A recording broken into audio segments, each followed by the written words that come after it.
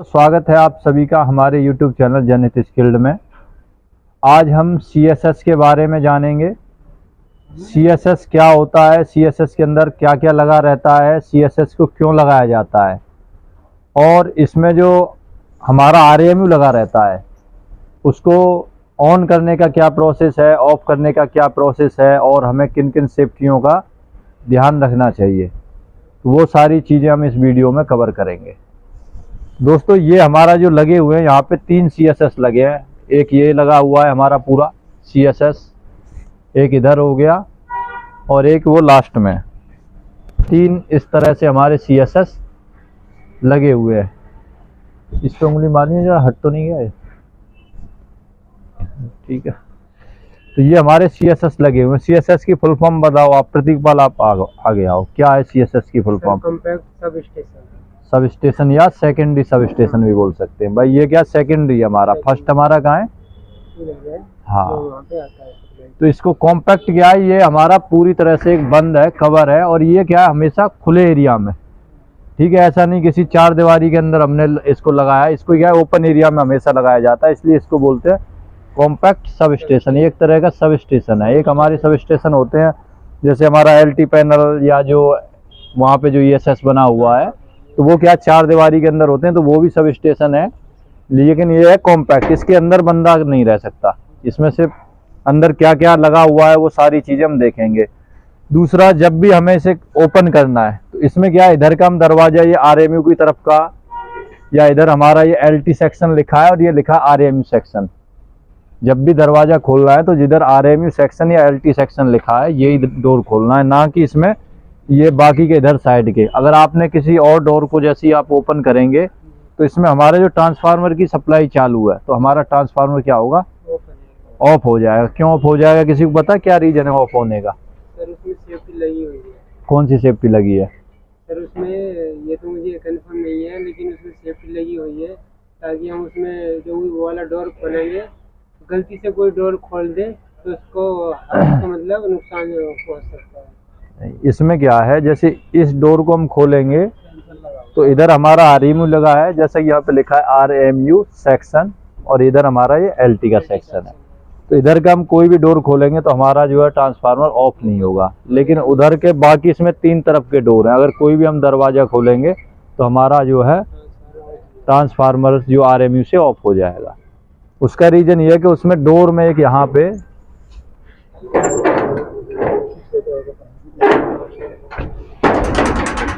Door में हमारा यहाँ पे ऊपर की तरफ क्या लगा रहता है, जैसे ये लगा है ना, जैसे इसमें क्या हुआ, जैसे हमने डोर खोला तो ये हमारी जो लाइट है, ये लाइट जो जल गई, इसको हम ऐसे डोर को बंद कर देंगे तो लाइट हमारी बंद हो जाएगी। तो उसमें क्या होता है, जैसे ये लाइट एक्टिव हो रही है, इसी तरह से लिमिट स्विच उसमें दरवाजों में लगे रहते हैं। तो लिमिट स्विच की कमांड आती है RMU पे, क्योंकि उसमें क्या है, डेंजर जोन है। ट्रांसफार्मर हमारा वर्किंग में है, ऑन लोड है, तो हम कोई भी दरवाज़ा खोलेंगे इसलिए वो ट्रांसफार्मर को पहले ऑफ कर देगा। तो उसमें क्या लगा रहता है, सेफ्टी लिमिट स्विच। ये हमारे ड्राई टाइप ट्रांसफार्मर में भी लगा रहता है।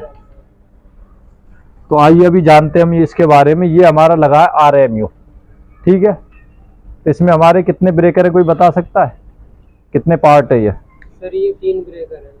3 ब्रेकर है, हाँ। कैसे कैसे? सर ये अपना SF6 हुआ, ये SF6 है, हाँ, और इधर ही अपना ST साइड है। नहीं सर, ये तो अपना जो है, जैसे यहाँ पे हमारा CSS वहाँ से सप्लाई आई हमारे यहाँ। एक ब्रेकर तो इसमें एक ही है, LT का और ST का। इसमें हाँ, तो 2 ब्रेकर नहीं ये पूरा HT है। ये जो 3 इसमें लगे हैं, ये हमारा हो गया, देखो ये हो गया मेन इनकमर हो गया हमारा। जो हमारी पीछे से सप्लाई जो आ रही है वो हमारा हो गया ये मेन इनकमर, ये फर्स्ट वाले पार्ट में आ रही है। सेकंड वाला जो ये हमारा है इनकमर, ये हमारे ट्रांसफार्मर के लिए आउटगोइंग है ये, ठीक है। थर्ड बचा ये हमारा, यहाँ से हमारे जो तीसरा वाला पार्ट है, ये जो सेकंड वाला इधर RMU लगा है, इस RMU के लिए, या अदर कहीं भी यहाँ से मान के चलो किसी अदर एरिया में भी अगर आपको लेके जाना तो इससे हम सप्लाई दे सकते हैं, ठीक है। इसकी सप्लाई कहाँ कनेक्ट है, सेकंड वाले RMU में। अच्छा, ये अभी बता सकते कौन कौन से इसमें से ऑन है या ऑफ है? इसका क्या तरीका होता है, कैसे आप पता लगाओगे कि ये हमारा ऑन है या ऑफ है ब्रेकर? कितने लोगों को पता है यहाँ पे जो बता सकते हैं? नहीं, लाइट तो ये हमारे इंडिकेट कर रहे हैं कि लाइन 1, लाइन 2, लाइन 3, ये हमारी तीनों फेस की जो है सप्लाई यहाँ पे आ रही है। ये इंडिकेट नहीं कर रहे कि ये हमारी ऑन है या ऑफ है। इनमें बस ये इंडिकेट हो रहा है अगर हमारे तीनों इंडिकेटर जल रहे, ठीक है, कि इसमें हमारी सप्लाई तीनों वोल्टेज मतलब तीनों फेस हमारे प्रॉपर आ रहे हैं। ये होते हैं तो ये नहीं, ये तो ऑन है। यहाँ हाँ, यहाँ पे सिर्फ एक ब्रेकर का दिखा रहा है ना, बाकी इनका कैसे पता लगेगा? प्रतीक पाल बताओ, एमएसटी कौन है यहाँ पे? आप बताओ, बताओ कैसे पता लगेगा ऑन है या ऑफ है?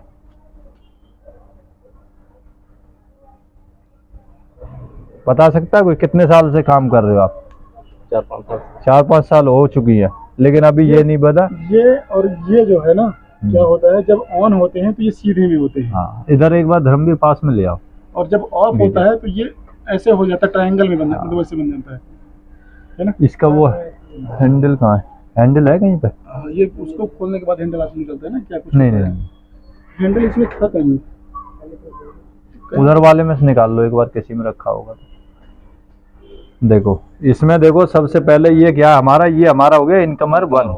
अगर इसको हमने ऑफ कर दिया तो बाकी 2 की सप्लाई बंद हो जाएगी। तो सबसे पहले हमारा फर्स्टली ये ऑन होना चाहिए। ऑन के लिए क्या है, ये वाला जो दिखा रहा है, अगर ये रेखा हमारी सीधी है, ये वाला जो एरो है, ये अगर ये सीधा प्रॉपर है तो ये हमारा ब्रेकर, इसका मतलब ऑन है। अगर ये ऐसे करके प्लस हो गया तो ये हमारा क्या हो जाएगा? ऑफ हो जाएगा। तो ये हमारा ऑन है, ये हमारा ऑन है, और ये हमारा ऑन है। अगर किसी ने बोल दिया भाई इसको आरएमयू को बंद करना है क्योंकि इस पे पीछे जो केबल वगैरह कोई फॉल्ट होगी तो इसको बंद करके हमें काम करना है, तो आप इसको कैसे ऑफ करोगे? मैं तो मतलब कर सकता हूँ इसको, पर हैंडल चाहिए। बता सकता है कोई? हाँ जी सर। अभी क्योंकि देखो अभी क्या है, ये चालू है, अभी इसकी सप्लाई हम नहीं काट सकते हैं, तो मैं अभी तुम लोगों को ऐसे ही बता दे रहा हूँ कैसे ये जो हम इसको ऑन या ऑफ करने का क्या प्रोसेस है, एक सही प्रोसेस क्या है। अगर हमें इसकी सप्लाई को बंद करना है तो ये देखो, ये हमारा है सप्लाई को बंद करने के लिए, यहाँ पे हम हैंडल को लगाएंगे, ठीक है। इसको इधर की तरफ हम एंटी क्लॉकवाइज घुमाएंगे तो ये हमारा ब्रेकर क्या होगा? ऑफ हो जाएगा। लेकिन ऑफ होने के बाद फिर हमें दूसरा प्रोसेस करना है। क्या करना है?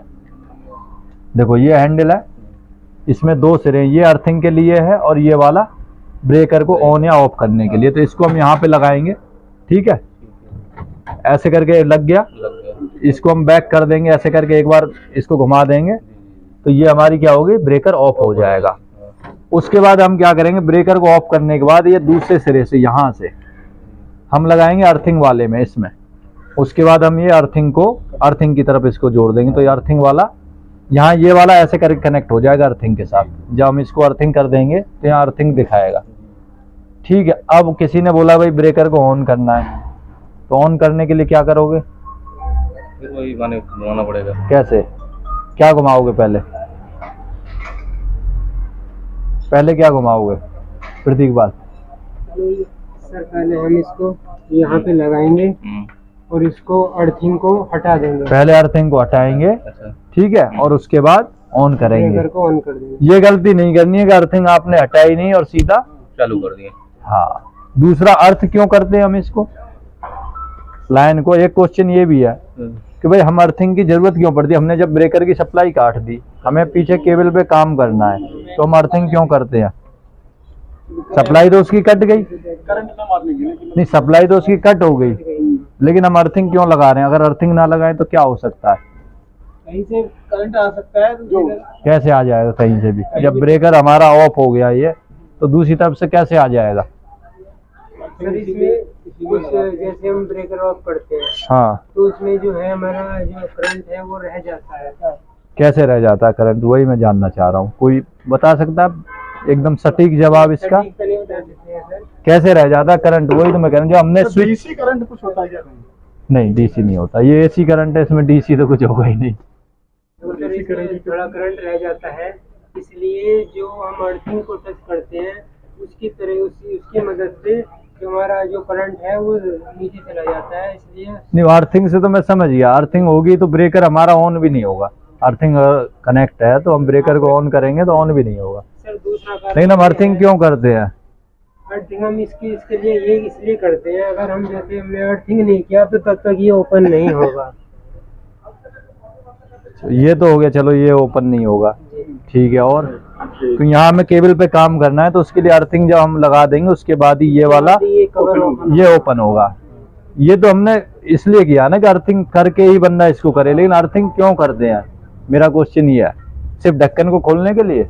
नहीं सर। फिर आप बताओ। सर 11,000 पे जब आदमी काम करता है, अच्छा, जब लगाता है गांव में तो दूसरे तार में प्लस क्यों मारता है? वही काम ये करती है। हाँ वही काम। देखो समझो, तुम तो आप वो भी शॉर्ट करने के लिए मारता प्लम्बर में कौन आप हो ना प्लम्बर, आपने देखा है कि ऊपर से एक पाइप ऐसे छोड़ दे नीचे और नीचे से उसको खोल दे, ठीक है। ऊपर उसमें पानी भरा हुआ, उस पाइप को ऐसे करके बंद कर दिया, नीचे से उसका ढक्कन हमने एंड कैप वगैरह हटा दिया, तो उसमें जो पानी होगा पाइप में वो रहेगा या नहीं रहेगा?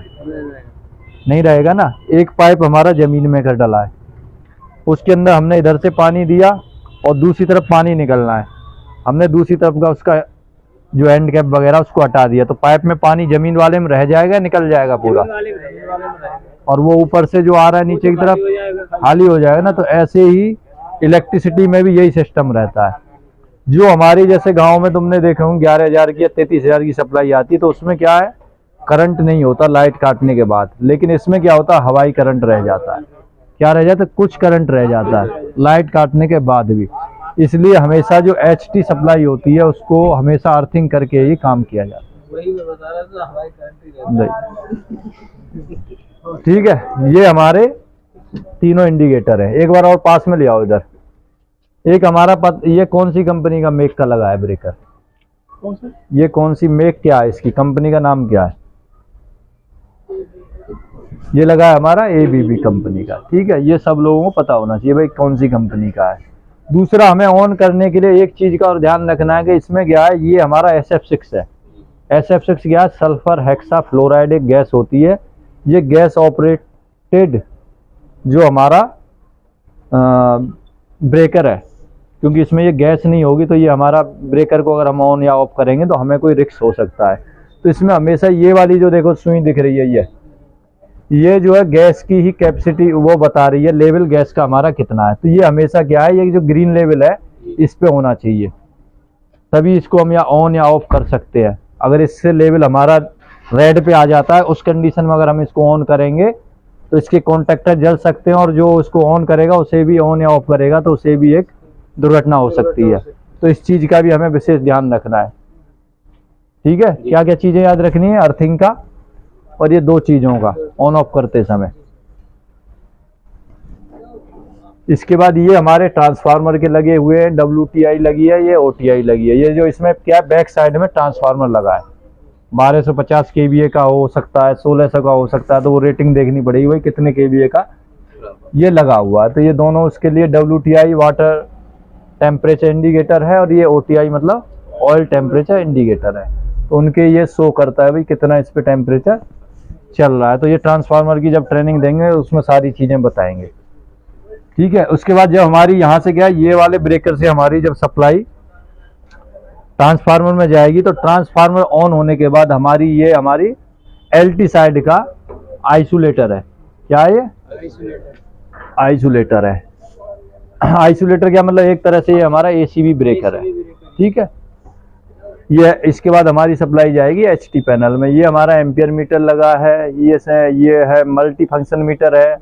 इसमें हमारे वोल्टेज, एम्पियर, फ्रीक्वेंसी, ठीक है, पावर फैक्टर, वो सारी चीजें इसमें दिखाएगा। ये ऑन इंडिकेटर, ऑफ, ये ट्रिप का, ये WTI OTI के, और ये तीनों फेस के, और ये वोल्टेज मीटर हो गया, ठीक है। ये एम्पियर मीटर एक लगा है। ये 1600 kVA का ट्रांसफार्मर है, और ब्रेकर की रेटिंग है 2500 एम्पियर का है। ये रेटिंग का हमारा ब्रेकर है, और ये ABB का है, ठीक है। इसमें ये सब सेटिंग दी रखी है, लोड की सेटिंग, शॉर्ट सर्किट की सेटिंग, ग्राउंड फॉल्ट की सेटिंग। तो उस तरह से ये क्या है, कितने उस पे करना है हमें भाई, 80% पे करना लोड का, शॉर्ट सर्किट का, तो उस तरह से ये सारी चीजें दे रखी हैं। सर जैसे लोड बढ़ाना पड़े, लोड बढ़ाना है तो इसमें क्या पॉइंट दे रखे हैं, कितने उस पे करना है। इसमें तो बहुत, ये भी जैसे इसमें दे रखी है तुम्हारी 80% पे ये सेट है लोड का हमारा, ठीक है। तो कभी भी ब्रेकर जो है 80-90% से ऊपर सेट नहीं करना चाहिए, ठीक है। उससे नीचे ही लगभग 80-70 एज पर हमारी रिक्वायरमेंट जो साइड की है उस हिसाब से। दूसरा हमारा रिंग मैन यूनिट, ये हमारा क्या है, इस पूरे को क्या बोलते हैं, आरएमयू। आरएमयू का यूज क्यों करते हैं हम भाई, यहाँ पे हमने सीधी बीसीबी क्यों नहीं लगाई, ठीक है। तो इसका कोई बता सकता है कारण, आरएमयू का यूज क्यों किया जाता है।